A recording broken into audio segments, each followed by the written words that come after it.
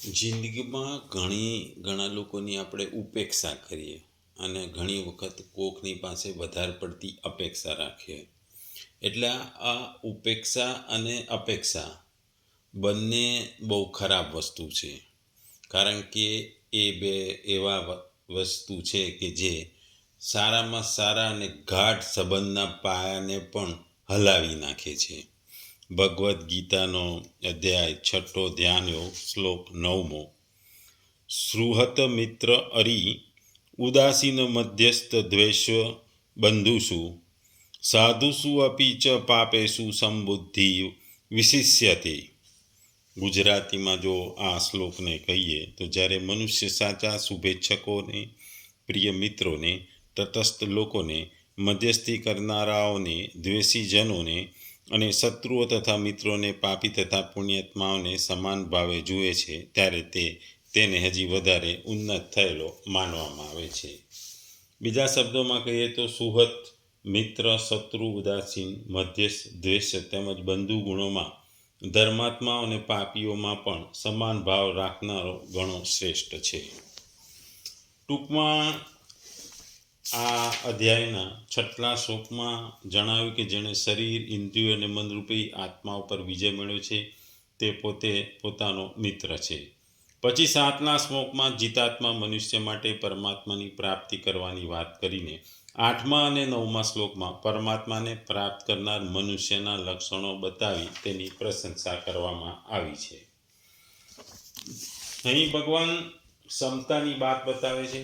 8મા શ્લોકમાં પદાર્થોમાં સમતાની વાત બતાવી હતી, જ્યારે આ 9મા શ્લોકમાં વ્યક્તિઓની સમતા બતાવવાનું તાત્પર્ય આપ્યું છે. એટલે તાત્પર્ય છે કે વસ્તુઓ તો પોતાના તરફથી કોઈ ક્રિયા કરતી નથી, આથી તેમાં સમબુદ્ધિ થવી સુગમ છે. પરંતુ વ્યક્તિ તો પોતાના માટે અને બીજાઓને માટે પણ ક્રિયા કરે છે, આથી તેમની સમબુદ્ધિ થવી કઠિન છે. એટલા માટે વ્યક્તિઓના આચરણને જોઈ પણ જેની બુદ્ધિમાં કે વિચારોમાં કોઈ વિષમતા કે પક્ષપાત નથી એવો સમબુદ્ધિ પુરુષ શ્રેષ્ઠ છે. એટલે ટૂંકમાં આ શ્લોકમાં વ્યક્તિઓ માટેની ક્ષમતાની ભગવાને વાત કરી છે. અહીં ભગવાને જુદા જુદા શબ્દો વાપર્યા છે. તેમણે કીધું તે વિશેષ છે, તે યોગારૂઢ પુરુષોમાં શ્રેષ્ઠ છે. સમબુદ્ધિ એટલે કે મનમાં સમત્વવાળો, સમબુદ્ધિવાળા યોગીને સમત્વની દ્રષ્ટિ હોય છે, તે તદ્દન નિષ્પક્ષ હોય છે, તે બધા તરફ ભાવવાળો હોય છે, તે જાતિ, સંપ્રદાય, રંગના સંબંધમાં ભેદભાવ રાખતો નથી, એ બધાને પોતાની માફક ચાહે છે, કોઈની પાસે બદલાની આશા રાખ્યા સિવાય જે બીજાનું ભલું કરે છે તે સુહૃદ છે. ઉદાસીન એટલે કે જે સંપૂર્ણ તટસ્થ છે. મધ્યસ્થ એટલે કે જેણે કે કદી એક પક્ષમાં જોડાતો નથી, તે શાંત દ્રષ્ટા અથવા સાક્ષી છે.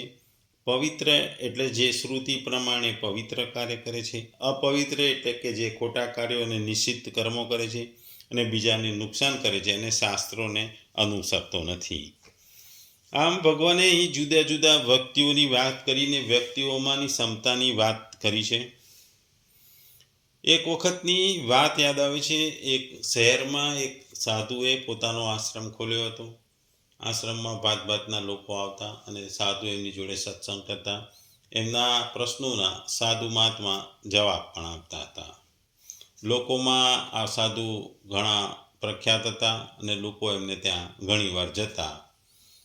આ દરમિયાન એક પોલિટિશિયન એટલે કે રાજકારણીને પણ એ એરિયામાં રહેતો હતો. એને થયું કે જોને સાધુને પણ આટલી બધી પ્રસિદ્ધિ છે, હું આટલો બધો પ્રખ્યાત માણસ છું, હું જીતીને આવું છું, લોકોમાંથી જીતીને આવું છું. એટલે એણે કસોટી કરવા એક વખત સાધુના આશ્રમમાં જવાનું નક્કી કર્યું. એ આ સાધુના આશ્રમમાં પોતાના બોડીગાર્ડોને બધાને લઈને ગયો. ત્યાં ઘણી બધી વ્યક્તિઓ બેઠેલી હતી. સાધુ કોઈ વ્યક્તિના પ્રશ્નનો જવાબ આપતા હતા. આ રાજકારણીને આવતો જોઈ બીજા બધા આશ્રમમાં બેઠેલા એ કોઈ ઊભા થઈ ગયા, એ રાજકારણ બાજુ જોવા મળે, પણ સાધુ મહાત્માએ કોઈ એની બાજુ નજર ના કરી, એની પાસે કોઈ દ્રષ્ટિ ના કરી, એને કોઈ પ્રશ્ન ના, એને કોઈ કીધું નહીં. એટલે સાધુ તો એમના જે આવેલા લોકોમાંથી જેને પ્રશ્ન પૂછતા હતા એના ઉત્તરમાં બિઝી હતા, એટલે કે એમાં પરોવાયેલા હતા. આથી રાજકારણીને થોડું ઘમંડ ગવાયો, એનું અભિમાન ગવાયું, એટલે એણે સાધુ મહાત્માને કીધું તમે મારી સાથે વાત કરો. ત્યારે સાધુએ કીધું કે આ ભાઈની વાત પતી જાય, જે આગળના ભાઈની વાત ચાલે છે, પછી હું તમારી જોડે વાત કરીશ. તો રાજકારણી વધુ અભિમાની હતું, એટલે એણે અભિમાનના સ્વરમાં કીધું તમે મને ઓળખતા નથી, હું આ શહેરનો સેવક છું, હું આ શહેરનો મેમેલો છું, મને લોકોએ ચૂંટીને મોકલ્યો છે. તમે જુઓ, મને જોઈને બધા મારી આગળ ઊભા થઈ ગયા, મારું બહુ માન છે, લોકો મારું માને છે, હું ધારે એ કરી શકું છું. અને આ બધું એમ કરીને એણે પોતાના ઘણા બધી વસ્તુઓ કીધી, પણ સાધુની કોઈ એના પર અસર થઈ નહીં. એ આગલા જે વ્યક્તિ હતા એના જવાબમાં મશગુલ રહ્યા. થોડી વાર પછી જેનો આગલા વ્યક્તિના પ્રશ્નોનો ઉત્તર આપી દીધા પછી તેઓ રાજકારણી તરફ વળીને કીધું, બોલો મહાત્મા, બોલો ભાઈ, હું તમને તો ઓળખું જ છું, તમે મહાન છો, તમે બહુ શક્તિશાળી છો, તમે ઘણા પ્રસિદ્ધ છો, તમારામાં ખૂબ તાકાત છે, તમે આમ છો, એમ કરીને સાધુએ એમને ઘણા બધા વખાણો કર્યા. એટલે આ વખાણો સાંભળીને એ તો રાજકારણી તો ખુશ થઈ ગયો અને એ ત્યાંથી નીકળી ગયો અને ઘેર ગયો. ઘેર જઈ અને એના પિતાને બધી વાત કરી કે મેં સાધુને આવું કીધું ને સાધુએ મને આવું કીધું. ત્યારે એના પિતાએ કીધું કે બેટા, તારી સમજવાની ભૂલ થઈ છે, તે જે સાધુને કીધું એ તારા ઉપર લાગુ પડે છે, ને સાધુએ તને કીધું એ સાધુ ઉપર લાગુ પડે છે. કારણ કે તું સાધુને જે શબ્દો કીધા કે તમે હું કોણ છું, આમ છું, તે એ સાધુ ઉપર કોઈ અસર થઈ નહીં. અને સાધુએ તને જે કીધું એ બધા ચરિત્રો, એ બધી એમ જે વસ્તુઓ છે એ ખરેખર તો સાધુમાં છે. એ સાધુ ખૂબ જ પ્રખ્યાત છે, સાધુમાં શક્તિ છે, સાધુ બહુ વિશ્વાસુ છે, લોકો એને માન આપે છે. એટલે આ વાત ઉપરથી એ સાબિત થાય છે કે જ્યારે તમે સમતાનો ભાવ રાખો ત્યારે સમતા દરેક પ્રત્યે સરખી જ હોય છે. ગરીબ હોય કે પૈસાદાર હોય, ઊંચ નીચના કોઈ ભેદ હોતા નથી. જેમ માતા પોતાના બધા જ સંતાનો પ્રત્યે એક સરખો ભાવ રાખે છે, એમાં કોઈ ઊંચ નીચતા હોતી નથી. એ દરેક સંતાનને પોતાના ગણે છે અને પોતાના દરેક સંતાન પ્રત્યે પોતાને એને માતાને પ્રેમ હોય છે, એ આપણે જોતા હોઈએ છીએ. બીજું કે ભગવાન કૃષ્ણની વાત કરીએ. કૃષ્ણ ભગવાને જ્યારે મહાભારતનું યુદ્ધ થવાનું હતું એ પહેલાં એમણે દુર્યોધન જોડે મન દુઃખ થયું હતું, છતાં એમણે અર્જુન અને દુર્યોધનને જ્યારે એમને મળવા આવ્યા ત્યારે બંનેને એમની પાસેથી માગવા માટે કીધું હતું. અને દુર્યોધન પ્રત્યે એમને નફરત હોવા છતાં એમણે દુર્યોધનને પહેલાં તક આપી હતી કે તારે તું મારી પાસે આવ્યો છું, હું તો યુદ્ધમાં પડવાનો નથી, યુદ્ધમાં શસ્ત્ર ઉઠાવવાનો નથી, એટલે તું મારી પાસેથી કંઈ માંગ. એટલે ભગવાન કૃષ્ણએ પણ એમણે ક્ષમતા રાખી, દુર્યોધન અને અર્જુન બંને પ્રત્યે ક્ષમતા રાખી. એ જ આ મહાન વ્યક્તિઓના લક્ષણો છે, એ યોગીઓના લક્ષણ છે, એ યોગારૂઢ પુરુષોમાં શ્રેષ્ઠ છે. એઓની સમબુદ્ધિ હોય છે કે દરેકને સરખી રીતે જુએ છે. આપણે ભગવાન કૃષ્ણનું જોયું છે, એમના મિત્ર સુદામાની પણ એમને વાત છે. આટલા બધા મહાન રાજાને હોવા છતાં એમના સુદામા પ્રત્યે એમનો પ્રેમ ભાવ, સુદામા પ્રત્યે એમની લાગણી અને એમની ક્ષમતા એ પ્રસિદ્ધ છે. એટલે ક્ષમતા એ દરેક વ્યક્તિ પ્રત્યે ક્ષમતાની વાત કરી છે, જે પોતાનું સુહૃદ હોય, મિત્ર હોય કે શત્રુ હોય, ઉદાસીન હોય, મધ્યસ્થ હોય કે ઈર્ષાળુ હોય, સગો હોય, સજ્જન હોય, દુર્જન હોય, કુજન હોય, છતાં બુદ્ધિશાળી માણસો, યોગારૂઢ પુરુષો, યોગીઓ, મહાત્માઓ એ દરેક વ્યક્તિને સમભાવે જુએ છે. કારણ કે એમનામાં કોઈના પ્રત્યે નફરત કે કોઈના પ્રત્યે ઈર્ષા, દ્વેષ એવું કશું જ હોતું નથી. એ દેવો એ તમામ વ્યક્તિઓને એક જ સરખા ભાવથી જોતા હોય છે. સર્વજીવોને કે પ્રાણીઓને સમાન દ્રષ્ટિથી જોવી એ ક્ષમતા છે. આ સમદર્શિતાપણમાં વિવિધ સ્તરો આવે છે. એમાં પહેલું સ્તર છે, બધા પ્રાણીઓ દિવ્યાત્મા છે, તેથી ભગવાનનો અંશ છે. આ પ્રમાણે તેમને એક સમાન જોવામાં આવે છે. આવે છે. સાચો પંડિત એ જ છે કે જે દરેકને આત્મા સ્વરૂપે જુએ અને એ રીતે સર્વને સંયમની સમાન ગણે. બીજો સ્તર એ છે કે ઉચ્ચતર દ્રષ્ટિ.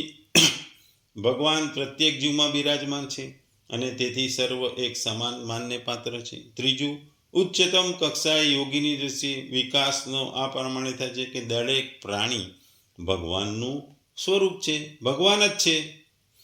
એટલે ભગવાન આ વસ્તુ કહે છે કે આ ત્રણેય શ્રેણીઓમાં ભગવાન કહે છે કે યોગી સર્વ મનુષ્ય પ્રત્યે સમદર્શિતા જાળવી રાખે છે. તેઓ યોગી આગલા શ્લોકોમાં વર્ણિત યોગી કરતાં પણ અધિ ઉન્નત છે. યોગી અવસ્થાનું વર્ણન કરી આગલા શ્લોકોના પ્રારંભથી શ્રી કૃષ્ણએ સાધનાનું વર્ણન કરે છે, જેના દ્વારા આપણને આ અવસ્થા પ્રાપ્ત થાય. ટૂંકમાં ભગવાન કહે છે કે જેમ માતાની જેમ જ, પરંતુ મમતા રહિત થઈને કોઈ કારણ વિના પણ સૌનું હિત ઈચ્છવા અને હિત કરવાવાળા સ્વભાવવાળા હોય છે, તે સુહૃદ કહે છે. અને જે ઉપકારના બદલામાં ઉપકાર કરવાવાળો છે તે મિત્ર છે. જેવી રીતે સુહૃદ વિના કારણ બીજાનું હિત કરવાનો સ્વભાવ હોય છે, તેવી જ રીતે જેના વિના કારણ બીજાનું હિત કરવાનો સ્વભાવ હોય છે તેને અરી કહે છે. જે પોતાના સ્વાર્થ માટે અથવા અન્ય કોઈ વિશેષ કારણને લઈ બીજાનું હિત કે અપકાર કરે છે એ દ્વેષી છે. બે જણા અરસપરસ વાદ વિવાદ કરી રહ્યા હોય ને તેમને જોઈને પણ જે તટસ્થ રહે છે તે કિંચિત માત્ર પણ પક્ષપાત નથી કરતો અને પોતાના તરફ કંઈ કહેતો પણ નથી, તે ઉદાસીન કહેવાય છે. પરંતુ એ બંને લડાઈ બંધ થાય અને બંનેનું હિત થઈ જાય એવી ચેષ્ટા કરવાવાળો મધ્યસ્થી છે.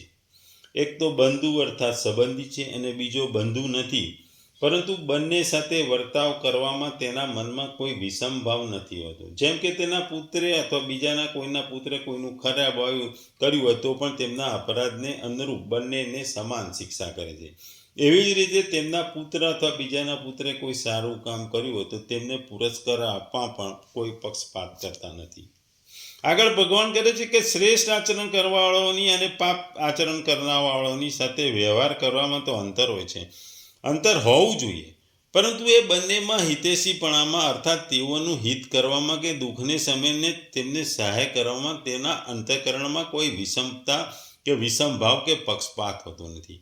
સૌમાં એક પરમાત્મા છે એવું પોતાને થાય છે. બુદ્ધિમાં સૌની હિતેચ્છા હોય છે, મનથી સૌનું હિત ચિંતન હોય છે અને વ્યવહારમાં પણ મારા તારાની મમતા છોડી સૌના સુખનું સંપાદન થાય છે. જ્યાં વિષમબુદ્ધિ અધિક રહેવાની સંભાવના છે ત્યાં પણ સમબુદ્ધિ થઈ જાય એ વિશેષ છે. ત્યાં સમબુદ્ધિ થઈ જાય તો પછી બધી જ જગ્યાએ સમતા એટલે કે સમબુદ્ધિ થઈ જાય. ભગવાન આ શ્લોકમાં ભાવ, ગુણ, આચરણ વગેરેની ભિન્નતાને લીધે 9 પ્રકારના જીવોના નામો આવ્યા છે. એ જીવોના ભાવ, ગુણ, આચરણ વગેરેની ભિન્નતાને લીધે તેઓની સાથે વર્તાવ કરવામાં વિષમતા આવી જાય તો એ દોષી નથી, કારણ કે એ વર્તાવ તો તેમના ભાવ, આચરણ, પરિસ્થિતિ વગેરે અનુસાર અને તેમના માટે હોય છે, પોતાને માટે નહીં. પરંતુ તે બધામાં પરમાત્મા જ પરિપૂર્ણ છે. એ ભાવમાં કોઈ ફરક નહીં આવવો જોઈએ અને પોતાના તરફથી બધાની સેવા થઈ જાય એ ભાવમાં કોઈ અંતર નહીં આવવું જોઈએ. તાત્પર્ય એ છે કે કોઈ માર્ગે જે તત્વબોધ થઈ જાય તેનું સર્વ જગ્યાએ સમબુદ્ધિ થઈ જાય, અર્થાત કોઈ પણ જગ્યાએ પક્ષપાત ન થઈ સમાન ભાવે સેવા અને હિતની કામના થઈ જાય. જેવી રીતે ભગવાન સઘળા પ્રાણીઓને સુહૃદ છે, એવી જ રીતે સિદ્ધ કર્મયોગી પણ સઘળા પ્રાણીઓના સુહૃદ થઈ જાય છે. ટૂંકમાં આગળ ભગવાન કહે છે કે સુહૃદ, મિત્ર, ઉદાસીન, મધ્યસ્થ અને સાધુ સદાચારી મનુષ્ય તેમના પોતાના કુટુંબીજનોમાં મનુષ્યનો પ્રેમ હોવાનો સ્વાભાવિક છે. એવી જ રીતે શત્રુ, દ્વેષ અને પાપીઓને પ્રત્યે દ્વેષ, ઘૃણા હોવા સ્વાભાવિક છે. વિવેકશીલ મનુષ્યમાં પણ આ લોકો પ્રત્યે સ્વાભાવિક રાગ, દ્વેષ જેવું જોવા મળે છે. રાગ અને દ્વેષ હોય છે. આવા પરસ્પર અત્યંત વિરોધી સ્વભાવવાળા મનુષ્ય પ્રત્યે રાગ, દ્વેષ અને ભેદબુદ્ધિ ન હોવા એ ખૂબ જ કઠણ અને અઘરું છે. આવા સર્વેમાં પણ જેનો સમભાવ રહે છે તેના બીજે પણ સમભાવ રહે છે, એમાં કહેવાનું જ હોય છે. આ ભાવ બતાવવા માટે અહીં ભગવાને અપી શબ્દનો પ્રયોગ કર્યો છે. સર્વત્વ પરમાત્મા બુદ્ધિ થઈ જવાને કારણે ઉપર જણાયેલા અત્યંત વિલક્ષણ સ્વભાવવાળા મિત્ર, શત્રુ, સાધુ, પાપી વગેરેના આચરણ, સ્વભાવ અને વ્યવહારના ભેદને જેના પર કશો જ પ્રભાવ પડતો નથી, જેની બુદ્ધિમાં કોઈ પણ સમયે, કોઈ પણ પરિસ્થિતિમાં, કોઈ પણ નિમિત્તમાં ભેદભાવ નીપજતો નથી, તે સમબુદ્ધિ સમજવો જોઈએ. એટલે સમતા એ આ શ્લોકનું મુખ્ય વસ્તુ છે. સમતાથી જ ભગવાનની પ્રાપ્તિ થાય છે, યોગારૂઢ થવાય છે, એ જ યોગી છે. સમતાનો આમ તો વિભાગ જુદો છે અને વિષમતાનો વિભાગ જુદો છે. આ પરમાત્મા તત્વ સમ છે અને સંસાર એક વિષમ છે. સિદ્ધ કર્મયોગીની વિષય વ્યવહારમાં પણ સમબુદ્ધિ રહે છે. વર્તન કરવામાં જેની સાથે ક્યારેય એકતા થઈ નથી, એકતા કરવી પણ ન જોઈએ અને એકતા પણ કરી શક્યા નથી, એવા માટીના ઢેફા, પથ્થર અને સોનામાં અને સુહૃદ, મિત્ર, શત્રુ, ઉદાસીન, મધ્યસ્થ, દ્વેષી, સાધુ અને પાપી વ્યક્તિઓમાં પણ તે સમબુદ્ધિ રહે છે, કારણ કે તેને એક પરમાત્માના સિવાય કશું જ નથી એવો અંતરથી અનુભવ થઈ ચૂક્યો છે કે એના અંતરમાં આ લાગણી હોય છે. ભગવાનની, વિષ્ણુ ભગવાનની જો મૂર્તિ હોય ને કૂતરાની મૂર્તિ હોય, બંને સોનાની બનેલી હોય, બંને તોલમાં પણ બરાબર અને કિંમત પણ સરખી હોય, તો પણ લોકો ભગવાન વિષ્ણુને સર્વશ્રેષ્ઠ માને અને પૂજ્ય માને, કૂતરાને કોઈ પૂછે નહીં, કારણ કે એ વચ્ચે મોટો ભેદ છે. પરંતુ સોનાને જોઈએ તો બંનેમાં કોઈ ફરક નથી. તે જ પ્રમાણે સંસારમાં કોઈ મિત્ર છે, કોઈ શત્રુ છે, કોઈ મહાત્મા છે, કોઈ દુરાત્મા છે, કોઈ સારો છે તો કોઈ ખરાબ છે, કોઈ સજ્જન છે, કોઈ દુષ્ટ છે, કોઈ ધર્માત્મા છે તો કોઈ પાપી છે, કોઈ વિદ્વાન છે તો કોઈ મૂર્ખ છે. આ બધું બાહ્ય દ્રષ્ટિ છે, પરંતુ તત્વથી જોઈએ તો બધા જ ભગવાનના જ છે. એક જ ભગવાનના અનંત રૂપોમાં પ્રગટ થયા છે. જાણકાર માણસ તેમને ઓળખી લે છે, બીજો ઓળખી શકતો નથી.